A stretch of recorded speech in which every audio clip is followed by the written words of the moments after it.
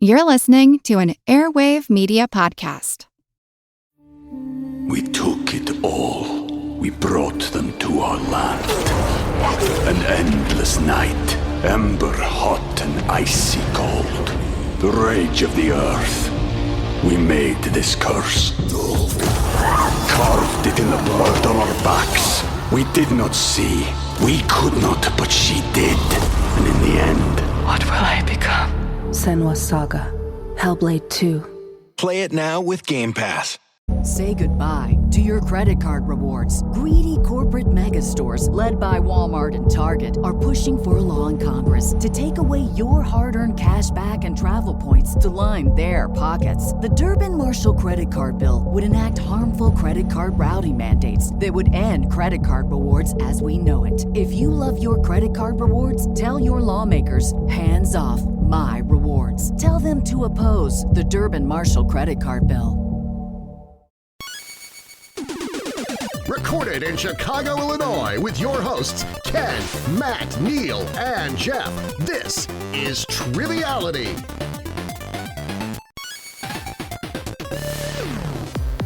Hello and welcome to Triviality, the game where a lack of seriousness meets a little bit of knowledge. Are you happy, Ken? Yeah, you hit game really hard, really confidently. Yes. Well, usually I screw it up, as I did the last intro, but I gotta say, if you can hear this message, please come save me, because I feel like I've been trapped in this room. Because I'm oppressing you? No, not at all. You and I have been good friends for a long time, so never feel like you're oppressing me. All right, that's good. Neal, how you doing? Doing all right. My pockets are a little empty from paying the SNL cue card guy so Jeff could get the intro right, but yeah, doing all right. My pockets are empty too. I don't have a banana today, unfortunately. Yeah, where's your visual gag? I ate breakfast at home today. All right, so no visual gags today? No. Well, that's just good, my face. because as you know, still we are an audio-only podcast. So. Hey. We are. Yeah, Matt isn't here today. Our friend Marcus Ellis is closing on a house, and Matt took it upon himself to go to IKEA and to demand that their living room set be delivered exactly as it is shown. He's getting him a flurg.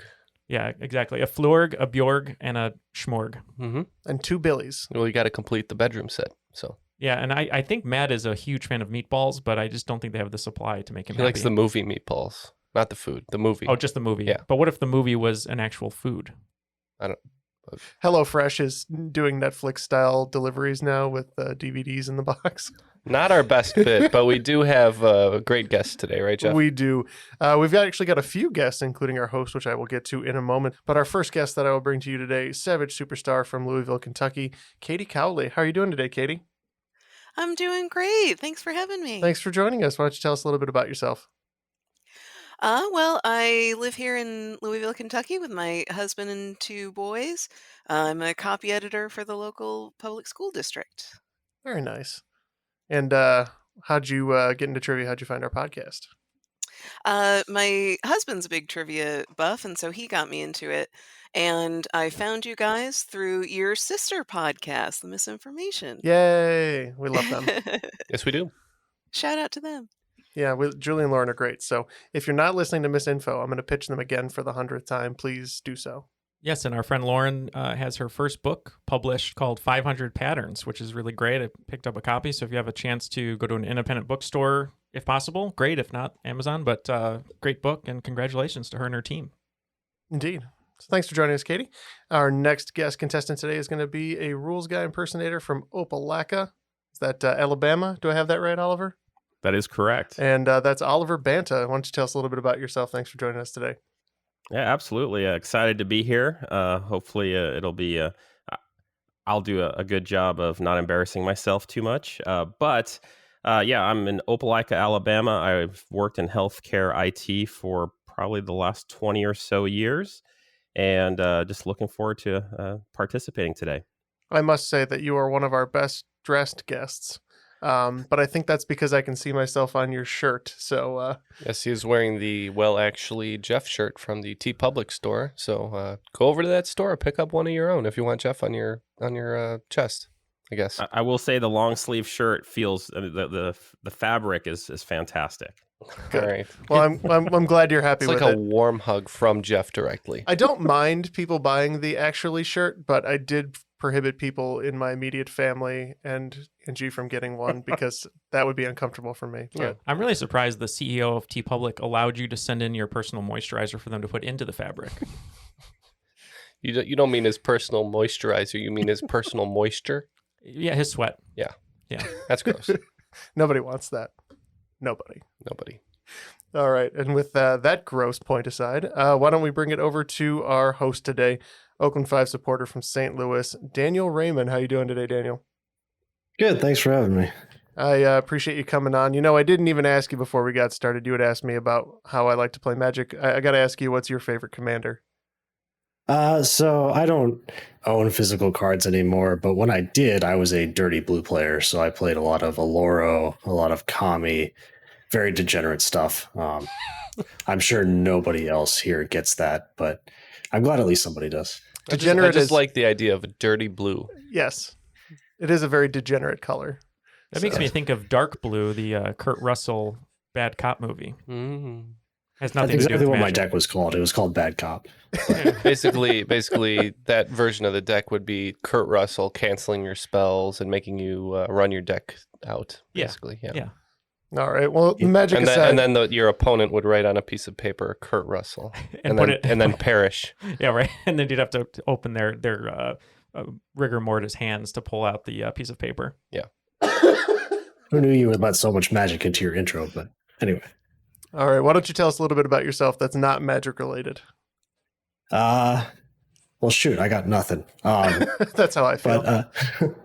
But yeah, I'm your jack of all trades IT guy. So name anything having to do with computers, I've probably dabbled in it a little bit. But I was born and raised in Missouri, went to school in Mizzou, and moved to St. Louis. Been here doing IT stuff ever since. Well, we appreciate you coming on today. We're looking forward to the game you're going to run. But I think before we get started, we have to throw it to the rules guy. Yeah, and last time we had a special rules reading from a celebrity who's not actually that celebrity. Mm-hmm. But there's a second one, right? There is a second one that our listener Casey Griff sent us over. All right, so listen to this great impression by Casey Griff. Rules of the game are simple. 20 questions split into 2 rounds, worth 10 points apiece. At halftime, there will be a special swing round designed by this week's host. After regulation, players will enter the final round with the points that they've accumulated. Have a chance to wager 0 to 30 points on 5 categorized questions. The end of the game, someone will be named the cream of the crop. Oh yeah, it's all coming together. I am the cream. Well, it sounds like he's a big fan of the Devils, that's for sure. That is for sure. And hopefully he's sponge-worthy. Great impressions again. So thank you for sending those in. So without further ado, I guess let's get to the game. I think, Neal, I think our team should be Dirty Blue. I was inspired. Yeah, I like Dirty Blue. And just as a little Neal story here, when I was at University of Iowa, when I tried out for Herky the mascot, I did a dance move that I coined the Dirty Herky, which I guess worked. I mean, I got it, but I wasn't feeling great about it. It doubled as a love-making move as well. Just with a lot of squawks. Keep the mask on. Just the mask, yeah. And your team name? We we came up with hopelessly unoriginal because that's what we are, and they also has been determined that's the name of Ken's biography. Sad.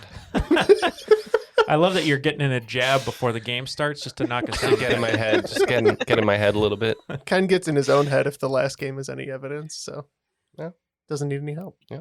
All right, so real quick, I just want to say that this game is probably on the easier side of most games you've seen. So good, because I'm sleepy. Yeah, so hopefully it's still enjoyable for everyone. But with that in mind, we'll start with question 1. The actor playing Luther Stickle in the Mission Impossible series is the only actor besides Tom Cruise to appear in every movie.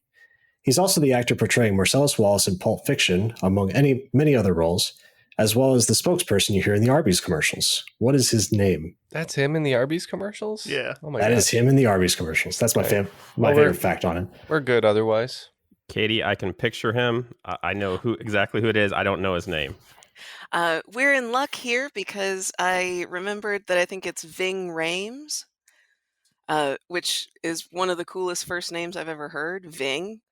And Neil, you got that down correctly, or did your pride with you? We have the Rames, so we said Ving Rames. That is correct. The answer is Ving Rhames. Points all around. All right. Question number 2. At the end of the 1980s, Operation Just Cause had the United States chasing Manuel Noriega to an embassy. This was coined Operation Nifty Package, where they used rock music on loudspeakers, among other tactics, to demoralize the occupants until Noriega surrendered. What Central American country was the U.S. invading? I can tell you that if you played Bon Jovi on loudspeakers to me for like 10 minutes, I'd be completely demoralized. I'd surrender. You know, I'm a slightly older individual, so I remember this very clearly. And I think they were playing Van Halen as well, but we went with Panama. Oh, that would be interesting. We just went with Guatemala because we really don't know. We weren't around, and we picked Guatemala just because. Yeah, so there were other tracks on the playlist, such as Welcome to the Jungle and I Fought the Law, but the answer is Panama. That makes sense. Yeah. Woohoo. Now that I hear it, it makes a lot of sense. And I would surrender immediately. After Panama, I would surrender. Once it gets into the other stuff. Just Panama. I'd listen to Panama and then I surrender. All right, question number 3. He started from the bottom. Now this rapper has the most top 10 Billboard hits of all time of any genre. Who is he? And for a bonus 5 points, who is number 2 on that list? All right, Neil feels pretty good about both of these, so we're going to lock in. All right, Katie, I listened to rap a long time ago, so I know, like the original rappers, but I'm thinking maybe Eminem or Jay-Z or somebody. I don't get the from the bottom reference, though. Yeah. Well, that's actually, I basically only know him from the Sprite commercials and the folklore that he was on Degrassi, which was a Canadian TV teenage like soapy drama. But this is Drake, I believe. The second artist is a bit of a puzzle. Michael Jackson or Mariah Carey is kind of what I'm thinking. Which one would you like to go with? We can do Michael Jackson. Let's do that. Michael Jackson. All right. I loved hearing the other team's discussion. Drake is our first answer. I know he's got a ton of hits, and as Daniel mentioned, started from the bottom. Now we're here, so it's one of his songs. And anytime in trivia recently, in the last 5 years, when there's a question about multiple hits and billboards and things like that, someone who just keeps climbing the charts and I think maybe already overtook Madonna is Rihanna. So that's our bonus guess. So the first part is correct. It is Drake. Rihanna hasn't quite overtaken Madonna, so the answer is Madonna for the bonus. Oh, rats. Yeah, I forget how many of those accomplishments Drake has. His songs just stay on the air forever, so it makes sense. Yeah, but also you got to remember is that New Kids on the Block also had a bunch of hits. So I thought it might be them, but I guess I was wrong. All right, question number 4. The Robert Langdon series by Dan Brown follows the titular protagonist through various conspiratorial adventures. Although you might not know the series by the character, you've probably heard of the Da Vinci Code. What is the name of the book that comes before it in the series? We can lock in here. I think Angels and Demons is the book before Da Vinci Code, but I don't know if that's a series or what have you, and I'm not 100% sure. Yeah, I'm thinking the Angels and Demons popped into my head too, and I'm not sure if that was the book that came before it or after it, but I think that's the only answer we have, so might as well go with Angels and Demons. Sounds great to me. Now, Neil, was Angels and Demons the one where they had an unnecessarily attractive cardinal in it? Yes, that is right. Yeah. Yeah. Like I've never seen a cardinal that hot. Jude Law? Except Jude Law. Ewan McGregor. He was a pope. Yeah. I remember Ewan McGregor. I read the Da Vinci Code a long time ago, and then the movie Angels and Demons came out, and someone said, oh, actually, that's the first book in the series. And then I went and read Angels and Demons second. So that's what we locked in as well, Angels and Demons. Yep, Angels and Demons is correct. The first book out of 5 in the series. And a new TV series coming out called Langdon. All right, question number 5. The U.S. housing bubble in the early 21st century caused immense bailouts of many financial corporations, except for one that got left out. This global financial firm and investment bank acquired so many unstable mortgages during that time that it ended up going bankrupt in September of 2008, one of the largest failures in history. Name this bank. I thought I was one of the largest failures in history. Ken, I don't know anything about financial stuff. So. Yeah, me neither, because I don't have any money. So let's just go with this one. Okay. I'm just coming up with names of banks and financial terms, dividends, hedge funds. No, the name Goldman Sachs came into my head. Fannie Mae and Freddie Mac. I don't know.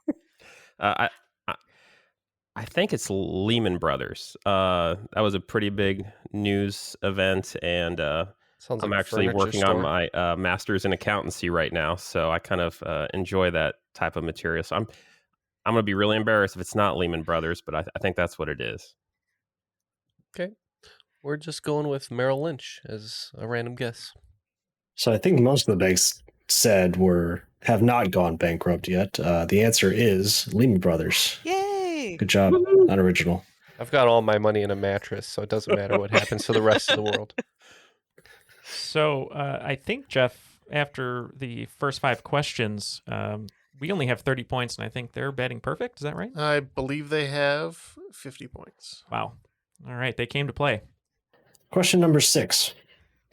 In historical times, the area we know as the Middle East was not referred to as the Middle East.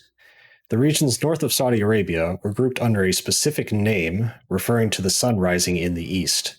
It is sometimes used to describe the culture or food of the region, but it's usually just in historical context now. What is the regional name? Okay, we are locked in over here. We thought about it, and I feel like there's a piece of trivia knowledge in my head that the area was known as Mesopotamia, which means the land between 2 rivers, which is the Tigris and the Euphrates. So we're going to go with Mesopotamia. Yes, the Fertile Crescent, Mesopotamia is what we're going with as well. Yeah, we had a similar thought. We've heard it in trivia in the back of our heads, and we thought this could be right. And school. Mesopotamia was a little earlier than what I was going for. The answer I was looking for is Levant. Oh, Ken, we had a discussion about that. All right, question 7. Alan Menken, Brian Helgeland, and Sandra Bullock are the only people to win both a Razzie and an Oscar in the same year. Somehow a movie has also accomplished this, grabbing Best Actor and Worst Supporting Actress in 1987. What is the name of the movie? So for 5 points instead of 10, I can give you the names of the Best Actor and the Worst Supporting Actress. We will definitely take that hint, right, Neil? Yes. Yeah. We'll take it. Surprisingly, we don't know this at all, so. Okay. So this was starring Michael Douglas and Daryl Hannah. All right, Katie, that doesn't help me all that much. I know. Michael Douglas, what did he win for? Wall Street, maybe? Maybe. As Gecko? Yeah. He played the gecko from the Geico commercials.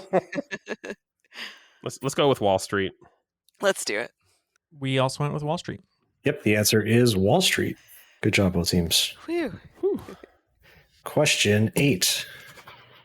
We are on our 8th generation of Pokemon, and the Japanese Red Green turned 25 in February 2021. Many advances were made in each generation, including new items and new Pokemon types, but also the ability to breed Pokemon at a daycare. What was the first generation to have this feature? Breeding at a daycare? At least call it like a breeding facility, not a daycare. A breeding facility? Well, they're Pokemon. Is that where you go to get extra cash like every day for like $50, right? Well, that's weird. But I don't know. I don't know Pokemon very well outside of the OG. So let's lock in. Okay. Katie, tell me you're a huge Pokemon fan, please. No, I wish I were. My 2 boys are super into Pokemon right now, but I don't know. Like, I know about the different types you can be. We watch the show every single day. I know a Snorlax is really huge. 5, 6. I have no idea. Let's go with 6. It was the 6th generation. All right, so I think these generations like correspond with different games. So we're just guessing, but we'll say the Sword and Shield Pokemon. All right, guys, a little late on that. This is Generation 2, super early on. Really? Pokemon Gold, Crystal, and Silver. Okay. So let's take into consideration that Lickitung was in the first generation, and they only got weirder from there. So Lickitung? Okay. that's exactly what it sounds like. Alrighty, question 9. Dionysus, the Greek god of wine, fertility, and all-around fanaticism, did not have a normal birth. His mother was a mortal who died seeing his father's true form, and his father saved the child by sewing him into his thigh and giving birth a few months later. Who was the father? This is very similar to my birthing story, actually. You were sewn into a thigh? I was sewn into the thigh. I've abandoned my boy. I've abandoned my son. Yeah, the father was Daniel Day-Lewis. But joking aside, we will go ahead and lock in here. All right. Well, neither of us had much knowledge on the Greek and Roman gods, and so we just went with Zeus because he's the numero uno in a lot of that stuff. Yeah, we considered a lot of different options, but at the end of the day, we couldn't specifically zero in on a god with a frightening, surprising appearance because he said something about the true form. So we just stuck with Zeus because we knew he was spreading a lot of seed. Let's say that he sowed a lot of seed. He took advantage of the Mountain Olympus Tinder back in his day. He swiped right a lot. Yeah, so I had written this question to show off my favorite story in Greek mythology, which is the birth of Dionysus. You guys caught on a bit with the with figuring out who spread the seed the most, and it was Zeus. Good job. Yeah, we just gotta keep this simple, Neil, and we'll make a comeback. Yeah, that's the problem sometimes that after doing this for so long is initially you want to go just with your gut, but we overthink everything. At least I do. You're like, I'm a gut player, but too much. Yeah, you're a brain player, but too much. Right, exactly. So we meet in the middle, and you'd expect that it would be better, but actually it's just more failure. If you meet in the middle, you should be a heart player. Yeah, and I feel like what we're missing is when we play with Matt as a team, he's sort of like our probiotic. He keeps us regular. Yeah, that's right. You know? Yeah. All right. Question number 10, last of the first round. In a certain Disney animated film, Evinrude the Dragonfly helps mice Bianca and Bernard through a swamp on a leaf boat. This is fitting since Evinrude is also the name of a company that made boat motors. What is the name of this movie? We're locked in. Well, I think I remember Bianca was voiced by Zsa Zsa Gabor. I remember that piece of trivia. I'm trying to remember the name of the movie. Is it The Rescuers? Okay. Yeah, I remember Rescuers Down Under, but that works for me. Yes, when I was young, I watched the sequel, Rescuers Down Under, many times, and I really enjoyed that one. I didn't really enjoy the first one. The third one, where they bust into North Korea, much darker, and they rescue their dads. What's the one where they steal the Declaration of Independence? That's National Treasure, Neil. Okay. But it is The Rescuers. Yep, that's correct. Points all around. The answer is The Rescuers. Speaking of rescuers, Daniel, Oliver, and Katie are among many rescuers who keep our show afloat on Patreon. Nice transition. Thank you. I am standing on a segue, as I often say, as I am segueing here. But thank you very much to Daniel, Katie, and Oliver for supporting us on Patreon. We very much appreciate it. And if you'd like to join them in helping the show continue to grow with new equipment and some newer perks and whatnot, posters, boxes, things of that nature, and tons of extra audio content, you can go to patreon.com/Triviality podcast to help support the show. And Jeff, we've been doing a lot of letter filling and shipping different boxes and posters, and it's been really rewarding to have all of our support here on Patreon. Yep, it is a real joy to be able to pay back what we can to our patrons, including bonus episodes, which are some of my favorite recordings, especially the brainchild of Matt, the crop drop, has been really fun the last year. Those are really fun. And so we thank you all for your support, but that's not the only way to support the show, is it, Ken? No, you can also check out our store at TeePublic and buy a t-shirt. Yep. As I said, Oliver is rocking a very nice one. Neal did a lot of hard work working on the designs. There's a couple that I'm very fond of. The In Sync style one is great. Where in the World is Matt is also another one I'm very fond of. So there's a lot of fun stuff over there too if you want to check it out and get something for yourself or a trivia lover like you. We need to get a Ken is an otaku t-shirt also going. So we'll work on that one. Yeah, we could figure that out. And if you have any ideas, listeners, just email and we'll see what we can do. I'm not a graphic designer, but we'll figure it out. It'll be something. Yeah. Triviality podcast. It'll be something. All right, let's go into the swing round. We took it all. We brought them to our land. An endless night, ember hot and icy cold. The rage of the earth. We made this curse. Carved it in the blood on our backs. We did not see. We could not, but she did. And in the end, What will I become? Senua's Saga. Hellblade 2. Play it now with Game Pass. Say goodbye to your credit card rewards. Greedy corporate mega stores, led by Walmart and Target, are pushing for a law in Congress to take away your hard-earned cash back and travel points to line their pockets. The Durbin-Marshall credit card bill would enact harmful credit card routing mandates that would end credit card rewards as we know it. If you love your credit card rewards, tell your lawmakers, hands off my rewards. Tell them to oppose the Durbin-Marshall credit card bill. All right, pencil and paper ready. So the swing round, I've got sporkles. So here's how I think we'll do this. I've got a category that describes a list of things, and teams are going to go back and forth naming different items on that list until teams run out of guesses or we finish the list. Okay. This is kind of like a callback to our early episodes with our tug of war. Yes. This is great. We haven't had an altered swing round in a while. Exciting. Except for last so last episode. Nice try, though, Neal. So, for example, if I give you the 7 colors of the rainbow, team 1 says red, team 2 says indigo, etc., and you get 1 strike per category, and we'll go until you run out. Okay. And we have a couple rounds of these then? Yep. So there will be 4 categories, starting with the first 10 elements of the periodic table. Ooh, scary. So Dirty Blue, give me 1. We'll start at the front, and we'll go with hydrogen. Hydrogen's correct. We'll follow with team helium. Helium's also correct. Back to blue. Might as well go at number 3 with lithium. All right. Lithium's correct. Back to original.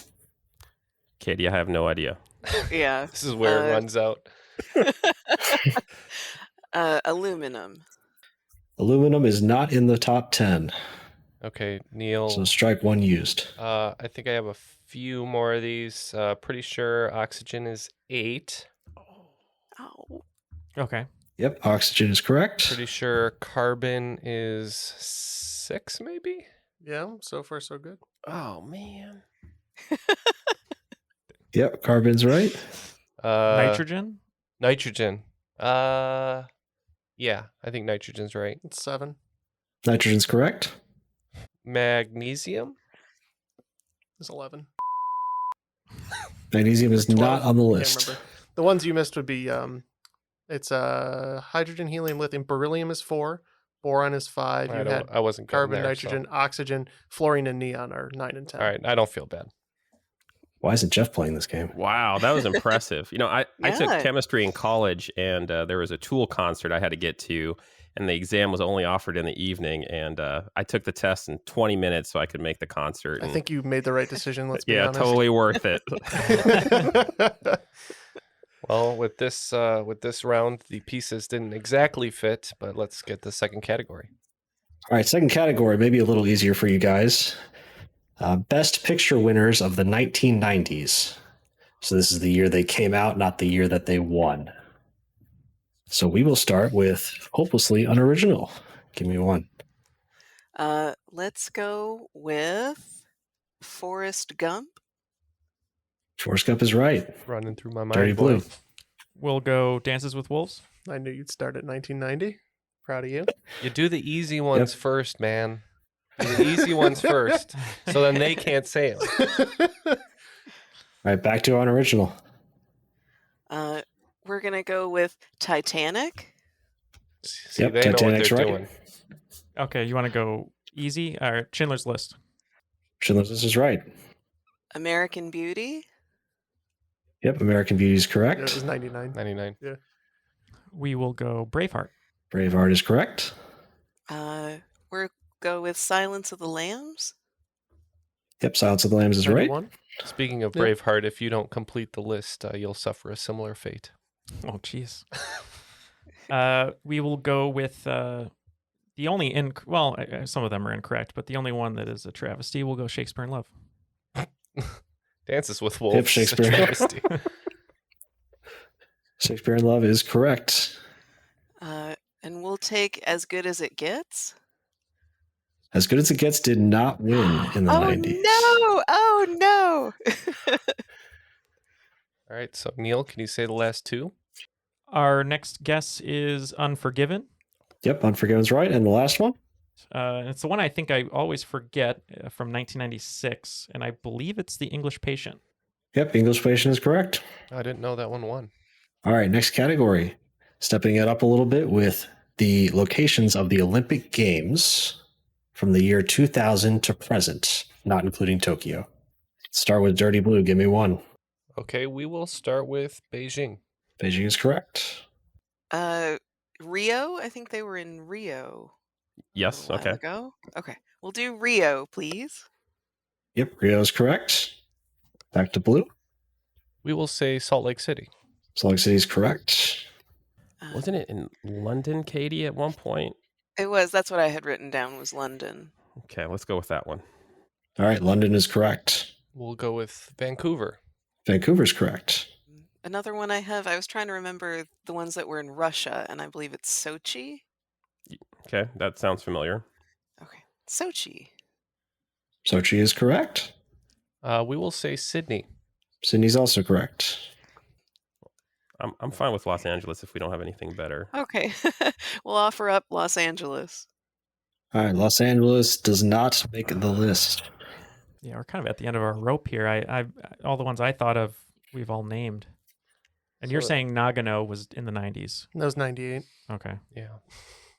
So there's a South Korean one and there's a North Korean city that sound very similar. And I don't want to say the wrong one, but I think the South Korean one was Pyongyang. Pyongyang, South Korea, yeah. All right, Pyongyang. Is that North Korea? Yeah. That is North Korea. Yeah, the one you're looking for is Pyeongchang. Pyeongchang. That is the one you're looking for is Pyeongchang. And what was this one? Turin or Torino? Yep, Turin. And Athens, nobody named, which I was surprised in 2004. Oh, that's okay. There was an Olympics entirely on Clint Eastwood's lawn in Gran Torino. Yeah. Well, we did pretty good. He put millions into the stadium.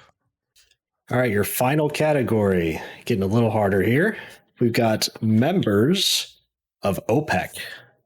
So we'll start with Team Hopelessly Unoriginal.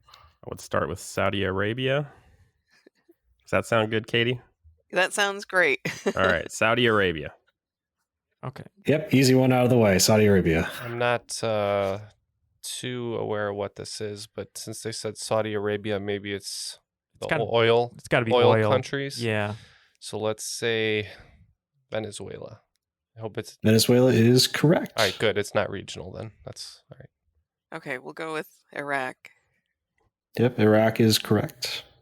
We will go with Qatar. Qatar, or Qatar, is not correct. Hopelessly Unoriginal, you got any more? United Arab Emirates. That's correct. Yemen. I was thinking, Yemen's fine. I don't have anything better. All right, Yemen is incorrect.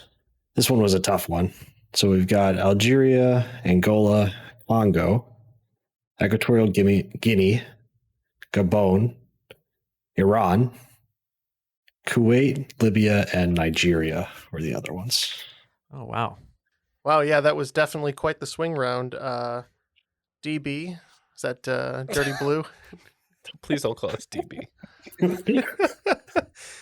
All right, so Dirty Blue picked up a whopping 80 points to bring them actually into the lead at 135, but they did not leave much room because we're looking at Hopelessly Unoriginal with a score of 130. So Very close game. All right, question 1. This number is the number of rules given to group members by Brad Pitt before participating in and eventually getting recruited to Project Mayhem. This is also the number of people who hang out at a blizzard shelter outside of Red Rock, Wyoming, before Samuel L. Jackson and Walter Goggins watch everyone get murdered. You might also know this number from the name of the reality TV series starring the Goslin family and their many children. Okay, we're good. All right, Katie. 8 is the number that came to mind with some of those clues, but Yeah, the definitely the John and Kate plus 8 is on my mind. but Hateful Eight is another, like the movie I'm thinking of, maybe. Okay, yeah. All right, well, let's go with 8. Sounds good to me. Yeah, what I was saying was there's actually like 9 characters in Hateful Eight, but one of them's kind of a surprise. So we also went with 8. Yep, so the 3 clues were John and Kate plus 8, the Hateful Eight, and the 8 rules of Fight Club. 8 is the correct answer. There's 8 rules of Fight Club? Dang. At least 2 of the rules are don't talk about Fight Club. All right, question 2, your obligatory sports question. Wilt Chamberlain scoring 100 points by himself is a little impressive, but he also has 6 of the top 11 NBA scoring performances of all time on top of that. For 5 points each, name 2 of the other 5 people who managed to make the list. And just as a caveat, I do say 11 because there's a tie. It's still top 10 by score number. LeBron and Kobe. Kobe, I know, has had some pretty impressive single-point games. Michael Jordan obviously would be in the conversation, but I mean, I would think maybe Kobe Bryant and Michael Jordan. Let's go with them. All right, sounds good to me. Didn't they just let Kobe run up the scoreboard his final season, Neil? Yeah, that was my thinking on a couple of our answers as well. I think his last game possibly, they just like didn't play defense, and it was like the Harlem Globetrotters, and they just let him score to make him feel better. So we have to name 2. Is that correct, Daniel? Yes. Okay. So my thinking, I was talking to Ken. I've been listening to a lot of our friends over at the Benchwarmers Trivia Podcast, and similar questions have come up, but I never retain the whole list. But the questions are always like, this person scored this amount of points. Anyway, I know David Robinson had a game where he won MVP that year, where I think he scored like 65 points, which is pretty high. So he's on my list of possibles. And then Jerry West, the logo, I think he scored a lot in one of the games. Kareem Abdul-Jabbar, we mentioned. And then MJ, obviously, and then Kobe Bryant. So I think we're going to officially lock in with Kobe Bryant because of the Harlem Globetrotter game. And I'm between David Robinson and MJ. I know MJ, when he was starting out, scored like 63 or something in like his 3rd year. But Ken, do you want to go MJ or Kareem for the second one? MJ. All right, so we'll go Kobe They're probably Bryant. both on the list. So. Yeah, we'll go Kobe Bryant and MJ. All right, so Kareem didn't quite make this list. Neither did MJ, surprisingly. So the possible answers, in no particular order, were Elgin Baylor, David Robinson, David Thompson, Kobe Bryant, and Devin Booker. So 5 points each. I said David Robinson. I just didn't go with it. I should have, Ken. Sorry. That's okay. I couldn't help there, so. All right, question number 3. I tried to fit in a wrestling question, but I don't know anything about wrestling, so we'll see. One of mankind's most famous wrestling moments in history was when The Undertaker threw him off the top of the cage in their Hell in a Cell match. That wasn't even the main event. That went to the first blood match between Kane and Stone Cold Steve Austin. What was the name of the pay-per-view event this all took place? I'll go with whatever you think has a good chance. Shoot. I don't know. We'll just go with SmackDown. I don't remember the name of the event. Okay, so he said Hell in a Cell in the question, which was my initial thought, but I do remember watching WrestleMania this year, and they were mentioning Shane McMahon doing his large jump off the cell, but it was not as good as the one that Undertaker did with Mankind. So I'm just going to guess it was one of the WrestleManias. I'm not too good with numbers, so I'm going to say WrestleMania 24. So this is the literal only thing I know about wrestling. The answer is King of the Ring. Matt would have known that. Yeah, my wrestling knowledge isn't as great with the old stuff because I've only been really watching intently like the last couple years. All right, question 4. In military exercise, the duck walk is one of the exercises recruits have to pass to enter the U.S. Armed Forces. In music, a couple people like to do it as their signature move during their shows. Who is the guitarist who is credited with the invention of the dance move, who would make Beethoven roll over in his grave? Okay, so the duck walk is on the U.S. Armed Forces entrance exam, but the duck face, I believe, is on the Instagram entrance exam, right? That is correct. You have to, yeah. All right, so we're looking for a guitarist. All right, we're going on the guitarist angle. We don't know the Beethoven reference, but hopefully we are in the right ballpark, so we are locking in. I'm not getting the Beethoven reference either. I believe it refers to the song Roll Over Beethoven, which was a hit for Marvin Berry's cousin, Chuck Berry, I believe. So I think it's Chuck Berry because he has that distinctive walk when he plays the guitar, and I believe he wrote Roll Over Beethoven. Okay, So you're and great Back to the Future reference. I love it. Yes. and we picked somebody who copied that move. Yeah, so we picked someone who homaged it. Yeah, So, great answer by Katie. We said Angus Young of AC/DC. Yeah, but Angus Young has the signature one, but it was credited to Chuck Berry. Good job. Nice job, Katie. Yay! What a weird thing to just do. Yeah. You know what? I'm just gonna do this while I'm playing guitar. And everyone just loved it, so kept doing it probably. Signature moves. What if he had like something in his pants that something his keys were like dropping and it ripped through the pants and he's just kind of like shaking. And it was just a coincidence. Yeah, that would be a great Back to the Future moment if they did that. It's like, have you ever seen the first Michael Jackson moonwalk?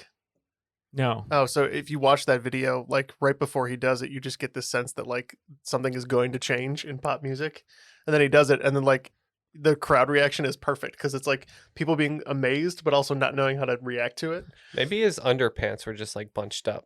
That's possible. possible. Trying to figure it out. And then he also invented boxer briefs. Then. Or maybe he was like tripping on the cord. Yeah. I think we all need to come up with a signature move. Okay. That's the point. So, all right, we'll think about that, and let's get the next question in the meantime. All right, question number 5. Molecules have rules of naming them where they are either cations, having a positive charge, or anions, a negative charge. Many of these have familiar names like nitrate or sulfite, but what is the suffix ate or ite talking about? I was also at a Tool concert on this day. So chemistry is my worst subject. On paper, chemistry is my worst subject. I should mention. So we'll just lock in with a guess. Yeah, I think it may have something to do with like if hydrogen is involved in the molecule or something like that, or like I think there might be an element that's part of the molecular structure. But again, I went to that Tool concert and it's really kicking me in the rear right now. Well, you chose wisely. I think that's fine to say. It means that hydrogen is present. Sounds good. And we're just going to toss it out there that it has a covalent bond. Oh my God, that's what I was going to say because I've seen 21 Because Jump we don't Street know a million what the times. hell we're talking about. Yeah. All right. Hopelessly Unoriginal, you were so close. What? This is referring... These suffixes mean that they have oxygen in them. So close. That's crazy. Dang it. All right, so 5 questions into the second round, and we are looking at another score change, this time the opposite way around. So taking the lead, Hopelessly Unoriginal with 155, and Dirty Blue, 150. All righty, question number 6. After his buddy Jim Goose gets burned alive and his family ends up dead, a deranged cop roams the Australian desert through several movies, meeting people such as Lord Humongous and Master Blaster. Who played this iconic wanderer in all but one of the installments? All right, we are going to lock in. Is it Mel Gibson as Mad Max? As Mad Max? I have no idea. Because I know there's several. Because there's several Mad Max movies, and just the most recent one with the different cast. Yeah. Or Thomas Hardy. As he's known at the office. My favorite Hardy boy. Frank and Joe. Yeah, nice. Yeah, let's go with Mad Max. Well, it's I think it's the actor, so Mel Gibson. Mel Gibson, yeah. Okay. Yes, we said the same. Mel Gibson for Mad Max. Yep, this question's referring to Mad Max, played by Mel Gibson. I also call Neil Lord Humongous. Sometimes. It's not about what you think. No. It's about his ego. All right, question 7. Dan Quayle had an interesting time as the 44th Vice President of the United States under George H.W. Bush, including a spelling bee incident where he misspelled what word by adding an E to the end? Do you know this one, Neil? I do know this one. Oh, that's good, because I do not. We can lock it. Katie? Do you remember? I think it's potato or maybe tomato. I'm trying to remember how to spell them now because, being on the spot, but I think it's potato. I think it is, and what makes it stick in my mind, strangely, is an episode of Murphy Brown, because in real life, Dan Quayle had criticized Murphy Brown in the single mother role, and so on the show, they made they made an episode responding to, the vice president's criticism, and one of the things that they did to retaliate was sent a truckload of potatoes to be dumped at the gate of the White House. And so I just have this vision of this tractor trailer pulling up, the back door opening, and tons and tons of potatoes spilling out. So it's a shame he didn't misspell tomato, right? Because that would have been a bigger mess. Well, that's an awesome way to remember that. So I'm good with potato. You say potato, we say potato. You say potato? No. Good. Yes, the correct answer is potato. Yeah, I couldn't do a show with somebody who says potato. Potatoes. You'll get that one eventually when you watch Lord of the Rings. All right, question number 8. In cybersecurity, hackers usually get placed into one of two camps based on their moral compass. One group is your typical stereotype, sabotage, extortion, malicious intents. The other attempts to work with organizations to make their infrastructure safer. These groups are denoted by what wearable item along with a particular color?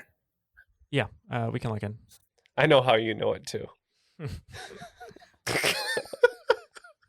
Thanks to Michael Mann. Yes. Yeah. Yeah. Well, did he just say the name Michael Mann? Yes. Okay. I think that's I think he once had a song called Romeo in Black Jeans. I'll tell you, Michael Mann is a film director. A hat? Oh, I like hat because you have black hat, white hat, and I think that's... Oh, okay. Yeah, I think that's a great answer. So hat. Okay, let's go with hat. All right, that's our final answer. Yeah, we will lock in with hat as well. And Ken was referencing a Michael Mann movie, and I knew that only because of the underperforming Chris Hemsworth movie Black Hat. So. Yep, nice pull on that one. The answer is hats. Woo! Yay! You got black hats and white hats. All right, question number 9. Many rodents, such as mice, squirrels, and rats, are incapable of vomiting. This is one of the reasons why rat poison is so effective. While most mammals are able to vomit, rodents aren't the only exception. What grazing farm animal also shares this characteristic? All right, I think we'll pick one and we'll lock in. All right, if they're locked in, Katie, I'm thinking cows because I know they like chew their food twice. Yeah, and have the 4 chambers of their stomach. Maybe that comes into play somehow. Yeah, I think cow is a great answer. Ken, I think you had the same idea, right? Yeah, we're just kind of guessing, but there is something weird about cow stomachs. There's 4 of them or something, so we went with cow. So yeah, cows because they can chew their cud, they can vomit up. The answer is horses. Oh. Horses cannot vomit. This is like one of my true phobias, by the way. So I'm a little envious of horses. Vomiting is your true phobia? Yes. Oh, okay. Hate it. All right, question 10. I think this one's more of a layup. John Travolta, Kevin Bacon, and Patrick Swayze are all accomplished actors. Each one of them starred in iconic movies centered around a recreational activity in which they also excelled. Although the only Oscar between the 3 movies is for original song. What is this activity? Lock in. Is it dancing, Katie? I'm sure it would be. Johnny from Dirty Dancing and John Travolta from Saturday Night Live, or not Saturday Night Live, Saturday Night Fever. Yeah. Yeah, and that fits with the winning an Oscar for a song, because I think I almost said Saturday Night Live. One The Bee Gees. for the Bee Gees. Yeah, I think All right, well, dancing is the right answer. We'll go Is with that that. right, Barry? The last one is Footloose, right? Yeah, Kevin Bacon, Footloose. Yeah. Oh my God, guys, it's dancing. Yeah, we went dancing. Yep, the answer is dancing. Good job, guys. All right, both teams adding 40 points to their scores in the second half of that round, so the margins remain the same. Hopelessly Unoriginal adding all the way up to 195, and then we've got our Dirty Blues here with a score of 190. Thank you. All right, categories for your final round. Number 1 is New Kids on the Blockchain. Number 2 is Bat Creek Boys. Number 3 is Everything But the Kitsch and Sink. Number 4 is Motown. And number 5 is Toy Brands. Okay, all the wagers are locked in, so let's go ahead and get the questions now. All right, question number 1. New Kids on the Blockchain. Bitcoin was not the first cryptocurrency, but it was the first decentralized crypto and is still the most expensive when compared against the dollar. The second most expensive utilizes a virtual machine to do most of the transactions, and unlike Bitcoin, can integrate with other forms of currency. Name this crypto. Question number 2, Bat Creek Boys.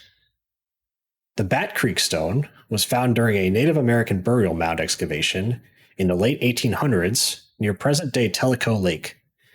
There's been debate over whether or not the inscription on it is the Cherokee or Paleo-Hebrew language, but later findings suggest that it was fraudulently made to please archaeologists. What bluegrass U.S. state was this stone supposedly found? Question number 3, the kitsch and sink. The idea of kitsch is related to camp, where art is created in the spirit of irony or amusement. Kitsch is also the subject in a book by Milan Kundera, which defines the concept of totalitarian kitsch. Name this book, also the title of a 1980s movie starring Daniel Day-Lewis. Question number 4, Motown. Motown Records was very influential in the work of music, supporting artists such as the Supremes and the Jackson 5. What city did Motown originate and have their headquarters in before moving to Los Angeles? And question 5, Toy Brands. Since 2018, Hot Wheels has hosted a Legends Tour, a contest where entrants submit a custom-built car for a chance to have it be created as a Hot Wheel. Last year's winner was chosen by celebrity judges Jay Leno, Gabriel Iglesias, and Snoop Dogg. What is the name of the company that owns the brand Hot Wheels? Okay, we will consider these answers and we'll be right back. Okay, all the answers are now locked in. So the wagers are as follows. Hopelessly Unoriginal, 20s all the way down, and Dirty Blue, 0 on the first one, and then 20s all the way down. So let's see how we did. Questions one more time, please. All right, question number 1. Bitcoin is currently still the most expensive cryptocurrency against the dollar. What is the second most expensive currency? Again, we were frightened by this question category, so we did not wager, but we said Litecoin. All right, and we talked about a few different cryptocurrencies, including Bitcoin Cash, something along the lines of Ethereal, but what's been in the news most or lately has been this meme-based cryptocurrency, Dogecoin, and we're going to go with that. All right, well, Ethereal is actually pretty close. The answer is Ethereum. Yeah, but for you me, guys it's didn't... just a toss-up of which one to pick. Like, I know the names of them, but I don't know anything about them. So sorry, Katie. Dang it. No, that's fine. I knew nothing about cryptocurrency. All the ones you said, though, are in fact real currencies. All right, question number 2. The Bat Creek Stone was found near present-day Tellico Lake in the late 1800s. In what bluegrass U.S. state? Yep, just going off the bluegrass angle, that's Kentucky. Yeah, and for me, it's where I'm sitting right now at this exact moment, the bluegrass state, Kentucky. Yeah, somehow that worked out for you. The answer is Kentucky. All right, question number 3. Milan Kundera wrote a book defining the concept of totalitarian kitsch. What is the name of the book, also the title of a 1980s movie starring Daniel Day-Lewis? Okay, we named almost every Daniel Day-Lewis movie from the 80s that we could. There were a couple that sounded good, like Dangerous Liaisons and The Unbearable Lightness of Being, and we thought Unbearable Lightness was the best book title, so that's what we went with. That sounds like a great answer. And unfortunately, not what our answer was.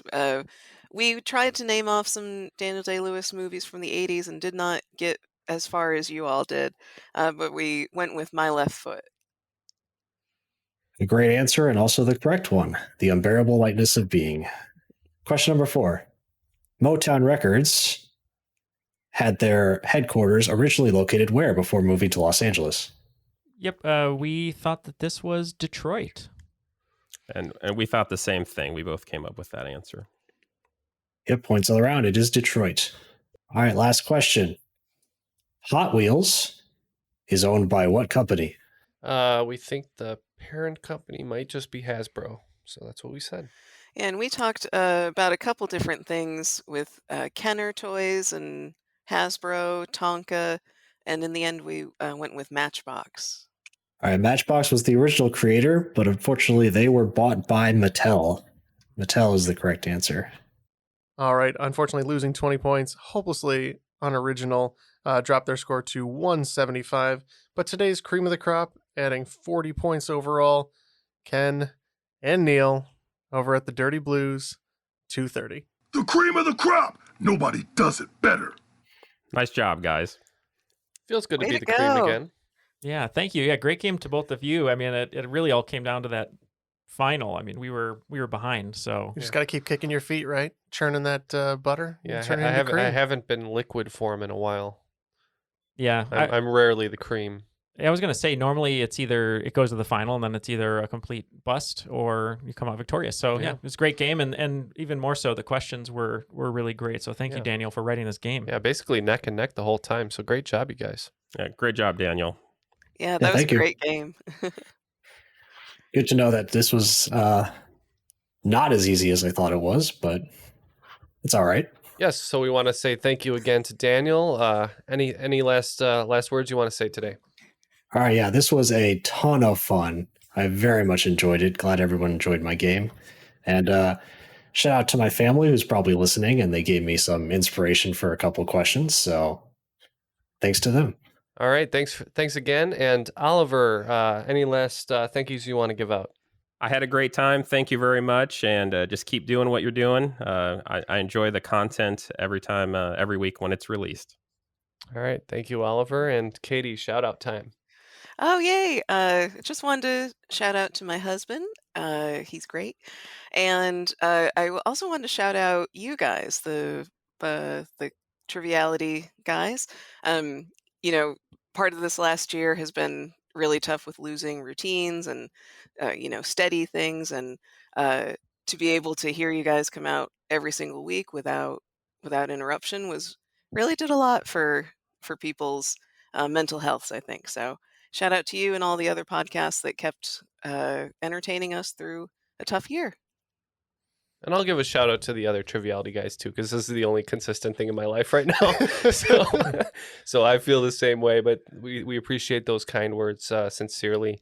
And that'll do it for the show. So for Daniel, Oliver, Katie, Jeff, Neal, Matt, stuffing his face with meatballs, and myself, Ken, that was Triviality.